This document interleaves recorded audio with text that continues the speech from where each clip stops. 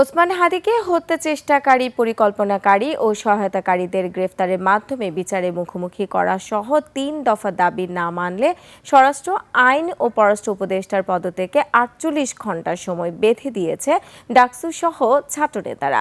নিষিদ্ধ সংগঠনে সন্ত্রাসীদের গ্রেফতার এবং ভারতের সঙ্গে কূটনৈতিক সম্পর্কের পুনর্বিবেচনারও তাগিদ দিয়েছেন ডাকসু নেতারা। আর এসব দাবি যৌক্তিক বলে জানিয়েছেন স্বরাষ্ট্র উপদেষ্টা। বিস্তারিত আকবর হোসেন রিপোর্টে। লিলি বিউটি সোপ, যার অ্যান্টি এজিং গুণ তারুণ্য ধরে রেখে ত্বকে করে উজ্জ্বল, তারুণ্যময় উজ্জ্বল ত্বকের জন্য।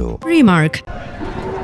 ইনকিলাব মঞ্চের আহ্বায়ক শরীফ ওসমান বিন হাদিকে গুলি করে হত্যা চেষ্টার ঘটনায় জড়িতদের গ্রেফতারে ব্যর্থতা এবং আইনশৃঙ্খলা পরিস্থিতির অবনতির প্রতিবাদে স্বরাষ্ট্রসহ ৩ উপদেষ্টার পদত্যাগের দাবিতে ডাকসু এবং ছাত্রশক্তির সড়ক অবরোধ কর্মসূচি।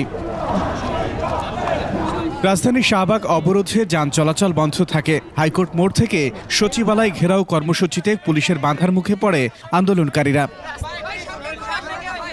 পরে ভিপি নেতৃত্বে ডাকসুর প্রতিনিধি দল এ বিষয়ে আলাপ করতে সচিবালয় স্বরাষ্ট্র উপদেষ্টার সঙ্গে বৈঠক করে। বৈঠক শেষে ৩ দফা দাবির বিস্তারিত তুলে ধরেন ডাকসু ভিপি। যারা এই হামলাকে সমর্থন জুগিয়েছে, হাদি ভাই এবং জুলাই বিপ্লবীদের হত্যাযোগ্য করে তুলেছে, সেই কালচারাল ফেসিস্টদেরকে সামাজিকভাবে বয়কট করতে হবে। আগামী ৪৮ ঘন্টার মধ্যে নিষিদ্ধ লীগের বিরুদ্ধে এলাকাভিত্তিক চিরুনি অভিযান শুরু করতে হবে।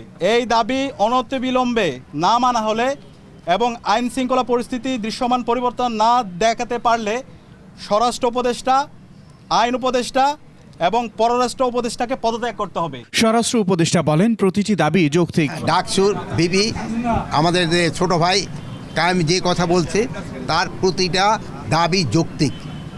আমরা এই দাবিগুলি এর আগেও আমরা কিছু আপনাদের সামনে বলছি যে আমরা ইভেন গতকালকে মিটিংয়ের পরে বলেছি যে এইগুলি আমাদের আরও বেগবান করতে হবে এবং তাদের এই যৌক্তিক দাবিগুলি আমরা অবশ্যই করব। হাদির হত্যা চেষ্টাকারীরা দেশে আছে নাকি পালিয়ে গেছে এমন প্রশ্ন এড়িয়ে যান উপদেষ্টা। সব কিছু তো এখানে বলা যাবে না।